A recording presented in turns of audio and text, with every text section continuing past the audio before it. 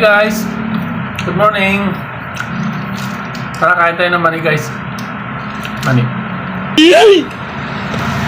Kanina nakalimutan ko na kung ano yung English ng mani. Tagal na kasi. Yung nakakain, ngayon lang ulit ako nakakain ng mani. Ngayon guys, kung alam niyo yung English ng mani, hindi kayo mag-comment. Kalimutan ko na yung English nito. Ano ba yung English ng mani?